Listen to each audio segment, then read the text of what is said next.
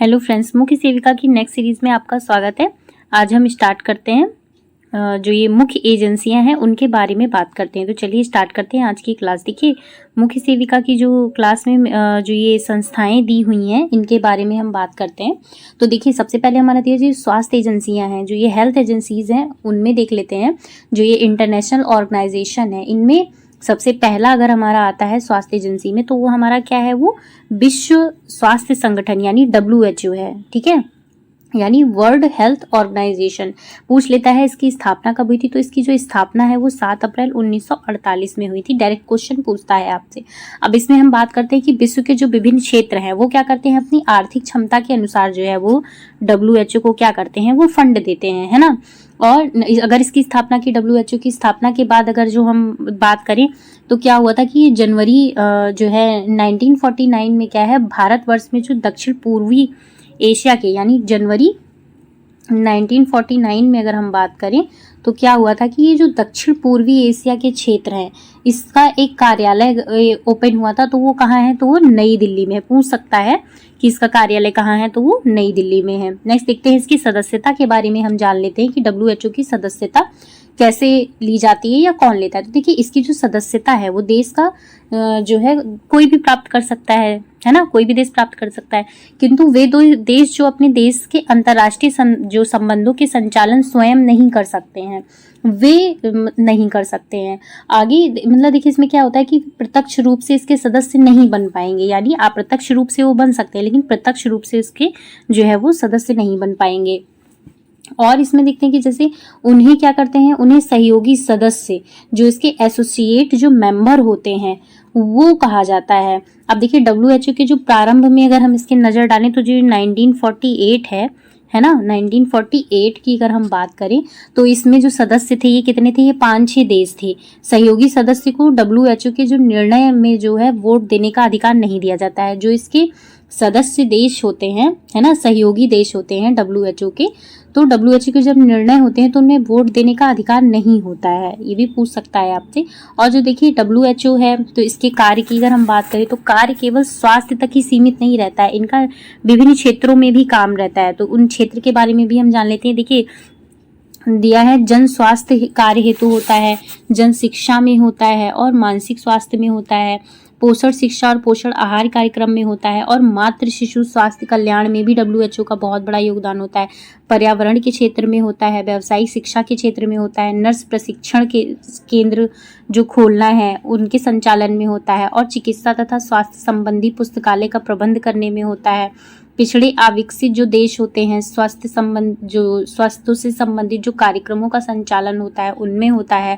और मलेरिया हो गया, पोलियो उन्मूलन कार्यक्रम हो गया, इनमें भी होता है। और एड्स के प्रति जो जागृति होती है, यानी एड्स जो जागरूकता फैलाने वाले जो कार्यक्रम होते हैं और उनमें जो अभियान चलाए जाते हैं उनका भी इनमें काम होता है। और जो WHO की अगर हम सदस्यता जो है देने की भी बात करते हैं तो भी इसी का होता है। और इसमें जो स्वयं से भी जो संस्थाओं को आर्थिक सहायता देना होता है ये भी इसका कार्य होता है। और पारिवारिक जो स्वास्थ्य का महत्व है और उनका योगदान कैसे देना, ये सब भी इनके कार्य होते हैं। इसके अलावा क्या होता है, जो जीव चिकित्सीय अनुसंधान हेतु होते हैं, है ना, जो जीव चिकित्सीय अनुसंधान होते हैं उनके हेतु जो आवश्यक सुविधाएं उपलब्ध कराना है, ये सारे इनके कार्य होते हैं।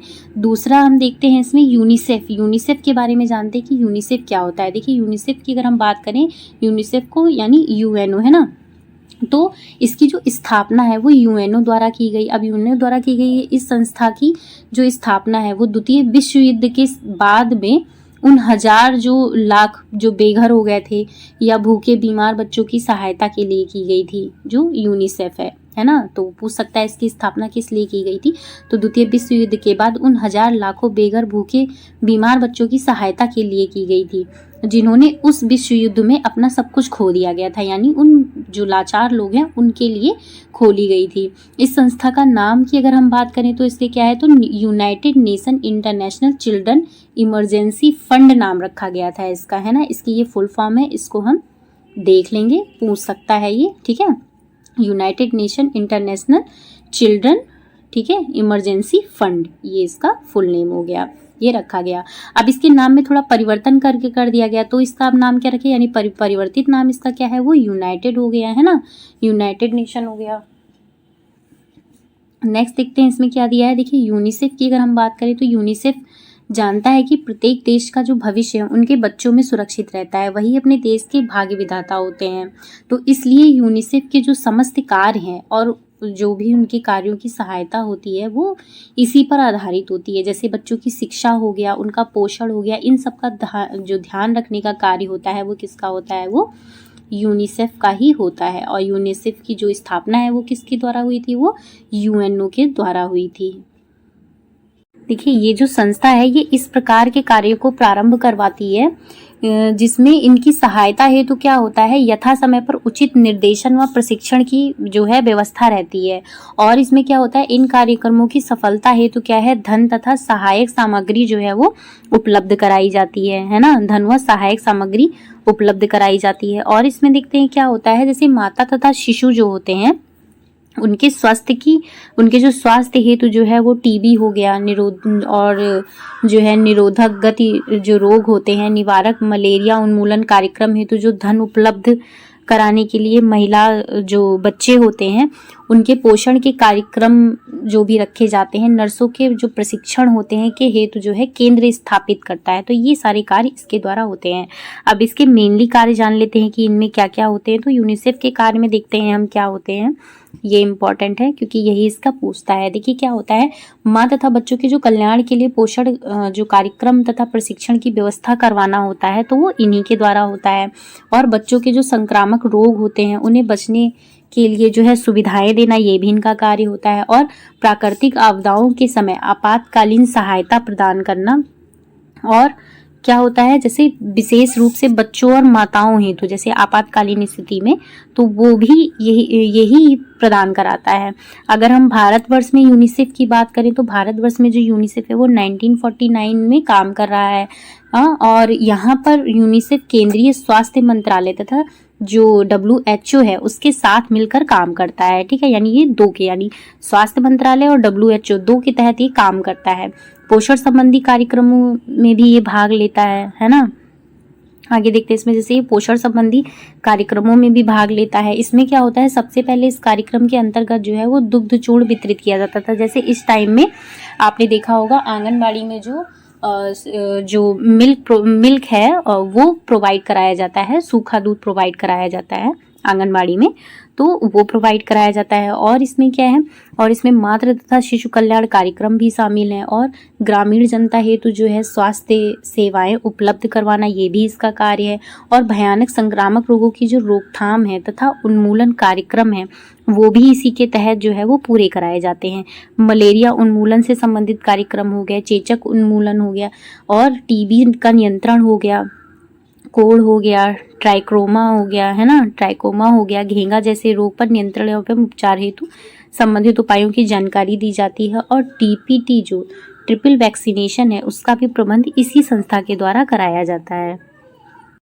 जो अपंग और बेसहारा बच्चों की सहायता हेतु क्या होते हैं, जो सहायता हेतु केंद्र बनाए जाते हैं, पुनर्वास की जो योजना होती है वो भी इसी के द्वारा प्रोवाइड कराई जाती है। स्वस्थ जो स्वच्छ जल हो गया, जल हेतु किए गए प्रयत्न हो गए, और जल के जो संक्रामक रोग होते हैं, क्योंकि जल द्वारा जो भी संक्रामक रोग होते हैं फैलते हैं उन्हें रोका जाए, तो ये सारा जो भी प्रोवाइड कराते हैं यही संस्था कराती है। आगे देखते हैं, इसे परिवार कल्याण योजनाएं चलाना है, ये भी इन्हीं का कार्य होता है। और जो स्वास्थ्य केंद्र की जो स्थापना होती है तथा वहाँ के जो कर्मचारी होते हैं, कर्मचारियों के प्रशिक्षण की व्यवस्था भी, यानी उनको कैसे ट्रेनिंग देनी है, ये भी उनका कार्य करते हैं। नेक्स्ट देखते हैं, अगर हम केयर की बात करें तो ये क्या होता है। देखिए यह भी, ये जो कार्यक्रम है ये भी क्या है, ये यूएनओ की एक शाखा है। ठीक है, पूछ सकता है केयर क्या है, तो ये यूएनओ की एक शाखा है जिसका जन्म भी क्या है, वो WHO और यूनिसेफ के साथ हुआ है, किंतु जिसका नाम क्या है इन दो संस्थाओं को मिला देने से नहीं मिल सका। ठीक है, ये संस्था क्या है, ये भारत में गत 51 वर्ष से, देखिए पूछ सकता है, ये 51 वर्षों तक कार्यरत है। यानी 1946 से यह संस्था जो है अमेरिका द्वारा जो है वो यूरोपीय देशों में भोज्य सामग्री भेजने का कार्य करती है। यानी हम ऐसे अंदाजा लगा सकते हैं जो केयर है वो भोज्य पदार्थ को देने का कार्य कर रही है। आगे देखते हैं, इसमें देखिए कार्य क्षेत्र भोजन सामग्री होती है तो उन्हें पहुंचाने का कार्य करती है ना।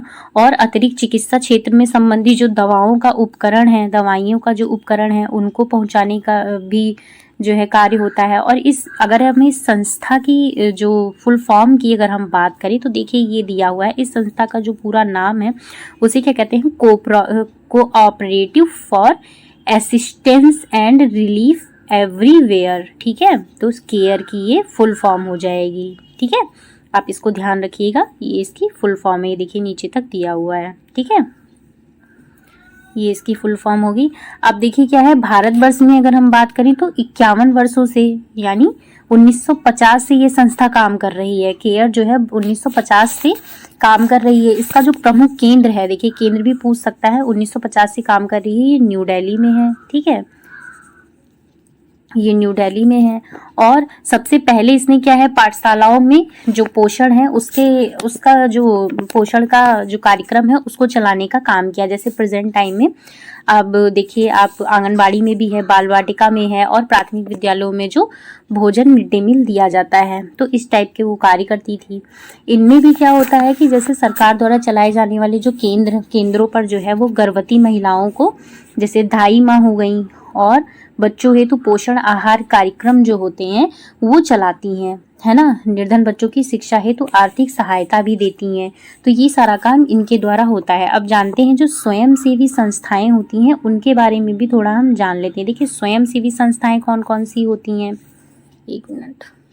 देखिए स्वयंसेवी संस्थाएं जो होती हैं तो वो देश में अनेक स्वयंसेवी संस्थाएं, अगर हम संस्थाओं की बात करें तो कोई एक तो स्वयंसेवी संस्थाएं है नहीं, तो देश में अनेक जो स्वयंसेवी संस्थाएं हैं जो सरकार की आर्थिक सहायता से ही नहीं, जनता के सहयोग व धनी समाज सेवी होते हैं उनके प्रयत्न से भी चलती हैं। जैसे बहुत सारी ऐसी संस्थाएं हैं जो लोग ओपन करते हैं जिसमें गरीब लोग, और आपने देखे होंगे कई भी वृद्धाश्रम जो खुले होते हैं तो सारी गवर्नमेंट नहीं बनाती है, उनको कई सारी ऐसे लोग होते हैं जो चलाते हैं और लोग उनमें चंदा देते हैं, दान देते हैं, फंड देते हैं, तो उनके द्वारा ये चलती हैं। जैसे किसी भी मंत्री ने दे दिया या किसी तरीके से अभी उनको फंड मिल गया तो ये दान के द्वारा उनकी स्वयंसेवी संस्थाएं जो हैं वो चलती हैं। अब देखिए जो निर्धन होते हैं, जैसे इसमें अगर हम बात करें तो जो चिकित्सा की जो उपलब्धता होती है ये भी उन्हीं के द्वारा उनको उपलब्ध कराई जाती है। जैसे निर्धनों के लिए निःशुल्क सेवाएं भी होती हैं। ये सभी संस्थाएं क्या होती हैं, बच्चों की शिक्षा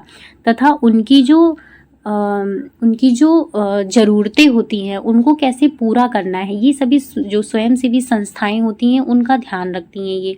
इसके अलावा अगर हम इसकी बात करें स्वयंसेवी संस्था की, तो इसमें क्या होता है, ये संस्थाएं बच्चों की शिक्षा तथा उनके आवास का भी प्रबंध करती हैं कि बच्चों को कहाँ रखना है और कैसे उनको रखना है। उनकी जो चिकित्सा हो गई, उनकी जो सेवा हो गई, और उनको कैसे आगे उनको एक अच्छा नागरिक बनाना है। और कुछ जो स्वयंसेवी संस्थाएं होती हैं जैसे सरकारी संस्थाओं के साथ जुड़कर जो प्रशासनिक स्वास्थ्य जो कार्यक्रम होते हैं उनमें अपनी इच्छा से योगदान करती है। ये स्वयंसेवी जो संस्थाएं होती हैं स्थानीय, प्रांतीय और जो राष्ट्रीय और अंतर्राष्ट्रीय स्तर होते हैं इन पर ये काम करती हैं।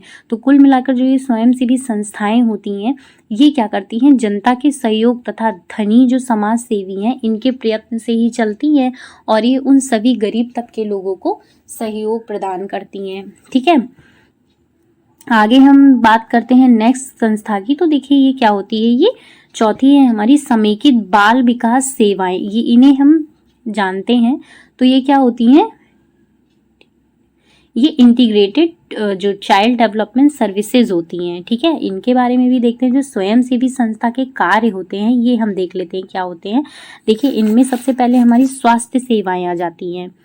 तो स्वास्थ्य सेवाओं की अगर हम बात करते हैं, ये हमारा फर्स्ट पे होगा। स्वास्थ्य संबंध जो सेवाओं के बारे में अगर हम बात करते हैं तो स्वास्थ्य सेवाएं में हमारी जैसे जन स्वास्थ्य हो गया, वातावरण हो गया, पोषण हो गया, पोषण शिक्षा देकर जनता में जो है सामान्य जन जागृति उत्पन्न करना हो गया, और पोषण कार्यक्रम चलाए जाते हैं।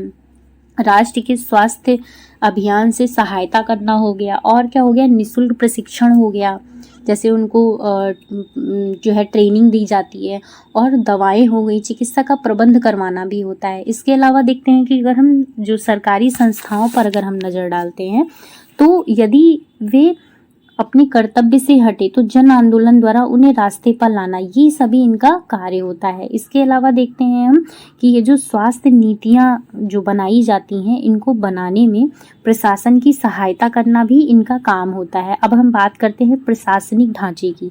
तो देखिए, प्रशासनिक ढांचा क्या होता है, मानव संसाधन विकास मंत्रालय जो भारत सरकार द्वारा बना है, ये क्या करता है, ये महिला और बाल विकास जो डिपार्टमेंट है, विभाग है, ये क्या करता है कि ये उत्तर प्रदेश सरकार का, तो ये बाल विकास सेवा और पुष्टाहार निदेशालय जो है ये लखनऊ का है, और जो ये जिला कार्यक्रम अधिकारी जो हैं ये डीपीओ जो है, ठीक है। तो ये सभी आपसे पूछ सकता है, ये आप याद रखिएगा, है ना। उत्तर प्रदेश का हो गया, बाल विकास सेवा पुष्टाहार निदेशालय हो गया, परियोजना अधिकारी को CDPO हो गया, ये है ना, DPO एक होता है, और बाकी एक बाल विकास कार्यक्रम अधिकारी होता है, जिसको हम क्या कहते हैं, देखिए इसको हम क्या कहते हैं, इसको हम CDPO बोलते हैं, है ना। और हमारा होता है कि ये ग्रामीण स्तर के जो आंगनबाड़ी कार्यकर्ती होती हैं एवं सहायिका होती हैं, इनके जो सेक्टर और परियोजना स्तर की जो स्वयं सेविका होती हैं, जैसे मुख्य सेविका होती हैं, जिनका ये एग्ज़ाम हम लोगों को देना है ना। तो ये बाल विकास परियोजना अधिकारी जो होते हैं, एक मिनट, ये सभी इनके कार्य क्षेत्र के अंतर्गत आते हैं। देखिए, ये जो प्रशासनिक ढांचा दिया हुआ है, तो ये हम शुरुआत से लेके एंड तक देखते हैं कि कौन किसके अंडर में कार्य करता है। देखिए, पहले इसको देखते हैं, ठीक है। तो इसमें देखते हैं, देखिए जो मानव संसाधन विकास मंत्रालय होता है, ठीक है, मानव संसाधन विकास मंत्रालय जो होता है, ये किसका होता है, ये भारत सरकार का होता है। फिर आता है हमारा महिला एवं बाल विकास विभाग, ये भी भारत सरकार का होता है। और महिला एवं बाल विकास विभाग जो है एक, ये किसका आता है, ये उत्तर प्रदेश सरकार का है। फिर बाल विकास जो हो गया, एक मिनट, हाँ, फिर ये जो हमारा बाल विकास सेवा एवं पुष्टाहार निदेशालय है, ये लखनऊ में है, पूछ सकता है। ये जो बाल विकास सेवा एवं पुष्टाहार निदेशालय, ये कहाँ हो जाएगा, ये लखनऊ में हो जाएगा। और नेक्स्ट है ये जो जिला कार्यक्रम अधिकारी हैं, जिनको हम DPO बोलते हैं, सूची हो गई। और बाल विकास कार्यक्रम अधिकारी, जिसको हम क्या बोलते हैं, CDPO बोलते हैं, ये मुख्य ढांचे में काम करते हैं। ग्रामीण स्तर की अगर हम बात करें तो आंगनबाड़ी कार्यकर्त्री और सहायिका होती हैं। सेक्टर एवं परियोजना स्तर में मुख्य सेविका और एवं जो बाल विकास परियोजना अधिकारी होते हैं, जिनको हम CDPO बोलते हैं, वो कार्य करते हैं। जिला स्तर कार्यक्रम में जो कार्यान्वयन करते हैं और देखरेख करते हैं, तो उन्हें क्या करते हैं, जिला कार्यक्रम अधिकारी करते हैं। अब कार्यक्रम का क्रियान्वयन जो है वो प्रदेश स्तर पर होता है, ठीक है, वो प्रदेश स्तर पर होता है। जैसे कोई भी प्रदेश होता है, जैसे यूपी हो गया, गुजरात हो गया, महाराष्ट्र हो गया, तो ये प्रदेश स्तर पर होता है, जिसमें क्या होता है, निदेशक हो गए, और प्रदेश स्तर पर होते हैं ये।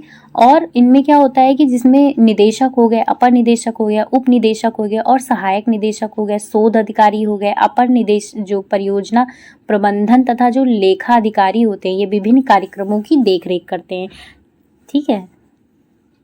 अब इनमें क्या करते हैं, अब ये जो हमारे कार्यक्रम होते हैं, जो विभिन्न कार्यक्रम होते हैं, उनकी देखरेख करते हैं। तो जो विभिन्न कार्यक्रमों की जो देखरेख करते हैं, उनकी बात करते हैं।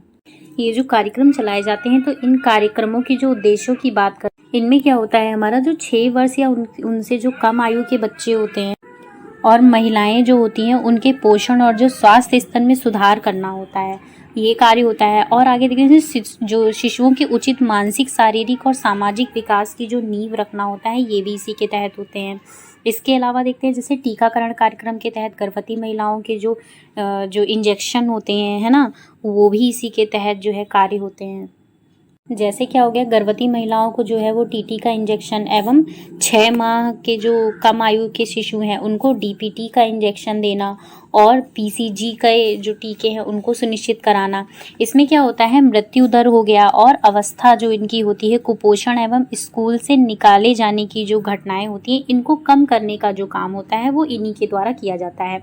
इसके अलावा शिशु विकास में वृद्धि करने तथा पोलियो के जो प्रभावी कार्यक्रम है उनको विभिन्न रूप से जो है कैसे उनकी जो स्वास्थ्य की देखभाल है, यानी जो विभागों में शिशु के साधारण स्वास्थ्य एवं पोषण आवश्यकता की जो देखभाल है उनके लिए उचित जो स्वास्थ्य एवं पोषण शिक्षा द्वारा माँ की जो योग्यता है उसमें वृद्धि करना होता है।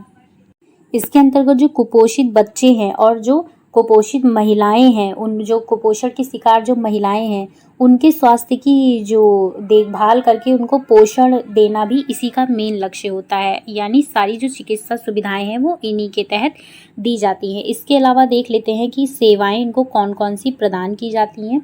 तो क्या होती है, जो अनुपूरक पोषाहार आहार हो गया और स्वास्थ्य प्रतिरक्षण यानी जो टीकाकरण होता है वो हो गया, और जो स्वास्थ्य जाँच हो गई और पोषण एवं स्वास्थ्य शिक्षा हो गई, स्कूल पूर्व शिक्षा हो गई, निर्देशन एवं संदर्भन सेवाएं जो भी होती हैं वो सारे इन कार्यक्रमों के द्वारा जो है वो चलाए जाते हैं। यानी ये सभी जो कार्यक्रम होते हैं, है ना, कार्यक्रमों का जो उद्देश्य होता है वो कुल मिलाकर बच्चों की जो देखरेख होती है, जो गर्भवती महिलाएं होती हैं उनकी देखरेख से ले तक जब तक बच्चा बड़ा हो जाता है 5 साल तक स्कूल जाने वाला, तब तक की जो भी जितनी भी इनकी जो सेवाएं हैं स्वास्थ्य से लेकर चिकित्सा तक की वो इन्हीं के द्वारा प्रोवाइड कराई जाती हैं। अब देखिए नेक्स्ट हम रेड क्रॉस की बात करते हैं। तो किसी युद्ध में अथवा जो घोर विपत्ति के समय दुर्घटनाग्रस्त जो लोग होते हैं उनकी सहायता प्रदान करने की जो दशा होती है उसमें संस्था का जो है उसकी स्थापना की गई। अब इसकी हम स्थापना की अगर हम बात करें तो ये क्या है, स्विट्जरलैंड के एक व्यवसायी थे जिनका नाम क्या था, उनका नाम था हमारा जॉन हेनरी ड्यूनेट। इन्होंने क्या किया था, इन्होंने 1863 में इसकी स्थापना की थी। यह एक क्या है, यह एक जो है क्या कहते हैं, एक गैर सरकारी, गैर राजनैतिक और गैर क्षेत्रीय संस्था है जिसके शांति एवं विपत्ति के समय के जो कार्यक्रम है बहुत ही परोपकारी और विशेष उद्देश्यपूर्ण जो निष्ठ थे वो रखे गए थे। अब इसकी हम अगर बात करते हैं तो देखिए एक और तो जहाँ शांति के समय विभिन्न कार्यक्रम चलाए गए थे, जैसे विश्व बैंक की स्थापना की गई थी, है ना, वर्ल्ड बैंक की स्थापना की गई थी। और क्या हुआ था, फर्स्ट हमारा वर्ल्ड बैंक की स्थापना की गई थी, सेकंड शिशु एवं बाल कल्याण की स्थापना की गई थी, और सेना के लोगों को विविध प्रकार के जो है पठनीय साहित्य एवं मनोरंजन के साधन भी उपलब्ध कराए गए थे। इसके अलावा जो है युद्ध तथा विपत्ति के समय जैसे भूकंप हो गया, बाढ़ हो गया, महामारी हो गया आदि में सारी चीज़ें जो उनको उपलब्ध कराई गई, उनमें चिकित्सा सुविधाएं हो गया, पोषण आहार हो गया और जीवन रक्षक जो औषधियाँ होती हैं, दूध हो गया, आर्थिक सहायता हो गई, और बिना किसी भेदभाव के जो है पूरी संस्था पूरे विश्व के देशों के लिए आवश्यक समय पर जो प्रकार से सहयोग प्रदान करने के लिए तत्पर रहती थी। अच्छा, इसी निष्काम सेवा के लिए इसे जो है शांति का नोबेल पुरस्कार भी दिया गया था। ये पूछ सकते हैं कि रेड क्रॉस को जो है रेड क्रॉस को नोबेल पुरस्कार कब दिया गया था, तो 1917 में और 1944 में मिला था। 1963 में जो है इसको मिला था। इस संस्था का जो मुख्यालय है वो भी पूछता है जेनेवा में है, यानी रेड क्रॉस का जो मुख्यालय है वो जेनेवा स्विट्जरलैंड में है। भारत में अगर रेड क्रॉस सोसाइटी की अगर हम बात करते हैं तो इसकी स्थापना एक क्षेत्रीय जो कार्यालय के रूप में की गई थी। कब की गई थी, 1920 में की गई थी, जिसका मुख्यालय नई दिल्ली में है। पूरे देश में इसकी शाखाओं की बात करें तो कितनी है, वो 400 है ना। पूरे देश में इसकी बात करें तो वो 400 है। एक निश्चित कार्यक्रम के जो आधार पर इस संस्था में क्या है, ये संस्था जन स्वास्थ्य की ना कि विविध गतिविधियों के लिए समर्पित है। अब इसमें क्या कहते हैं, जो जूनियर रेड क्रॉस सोसाइटी के नाम से एक चलती है सोसाइटी, उसमें क्या होता है, उसमें स्कूली बच्चों को जो है प्राथमिक उपचार, यानी जो स्कूल के बच्चे हैं उनको प्राथमिक उपचार यानी फर्स्ट एड दिया जाता है, और जनता के साथ निकट भागीदारी की शिक्षा भी दी जाती है। यानी जो जूनियर रेड क्रॉस है उसका यही काम होता है, वो फर्स्ट एड देती है और जो जनता होती है उसकी भागीदारी के साथ शिक्षा देती है। इन कार्यक्रमों में जो बच्चों की जो सेवा के प्रति जो रुझान है वो भी बढ़ता है। तो ये सारी संस्थाएं, जो देखिए संस्थाएं तो बहुत सारी हैं, लेकिन जो हमारी सिलेबस के अकॉर्डिंग संस्थाएं दी हुई हैं वो ही मैं इसमें कराऊंगी, ठीक है। और नेक्स्ट इसकी संस्था की मैं बात करती हूँ तो वो हमारी हो जाएगी संयुक्त राष्ट्र जनसंख्या कोष, ठीक है। इसमें देखते हैं इसमें ये है संयुक्त राष्ट्र जनसंख्या कोष, यानी यूनाइटेड नेशन पॉपुलेशन फंड, ठीक है। इसको हम क्या कहते हैं, UN, देखिए शॉर्ट में भी पूछता है UNFPA, ठीक है। इसके बारे में देखते हैं। देखिए ये जो संस्था होती है ये क्या है, ये संयुक्त राष्ट्र संघ की एक संस्था है, ठीक है। इसमें क्या होता है, इसका जो कार्य है वो महिला पुरुष बच्चों के जो अधिकार हैं और जो स्वास्थ्य और जो समान जो भी अवसर हैं उनके आनंदमय जीवन को बढ़ावा देना है। तो ये संयुक्त राष्ट्र विकास कार्यक्रम यानी जो होता है, इनके जो भी एक राष्ट्र समूह होते हैं, यानी कि जैसे ये जो कार्यक्रम है संयुक्त राष्ट्र विकास कार्यक्रम, एक संयुक्त राष्ट्र संघ का एक वैश्विक कार्यक्रम है, ठीक है। इसमें क्या होता है, ये गरीबी कम करने के लिए जो आधारभूत ढांचे के विकास होते हैं, इनमें क्या करते हैं कि ये इनको जो है प्रजातांत्रिक रूप से और जो आधारभूत ढांचे के जो विकास और प्रजातांत्रिक को प्रोत्साहित करने का काम करता है ये, ठीक है। इसको प्रोत्साहित करने का काम करता है। और क्या होता है इसमें, जैसे कि ये संयुक्त राष्ट्र विकास कार्यक्रम है तो ये संयुक्त राष्ट्र के जो वैश्विक विकास नेटवर्क होते हैं, जैसे न्यूयॉर्क शहर के मुख्यालय में ये है, तो इसमें किसमें है ये UNDP हो गया है ना। तो ये परिवर्तन के लिए जो ये अधिवक्ताओं और जो लोगों को अधिकतर जीवन बनाने में सहायता जो देते हैं, सहायता के लिए जो ज्ञान, अनुभव और संसाधनों को जोड़ता है। तो ये सारा काम जो है ये संयुक्त राष्ट्र जनसंख्या कोष का होता है। इसके अलावा देखते हैं हम ये जो भारतीय कल्याण परिषद है, ये भारतीय बाल कल्याण परिषद है, यानी इंडियन काउंसिल फॉर जो चाइल्ड वेलफेयर है। इसमें देखते हैं क्या होता है, इसको ICCW एक मानवीय संगठन है जिसका मुख्यालय कहाँ है, वो नई दिल्ली में है।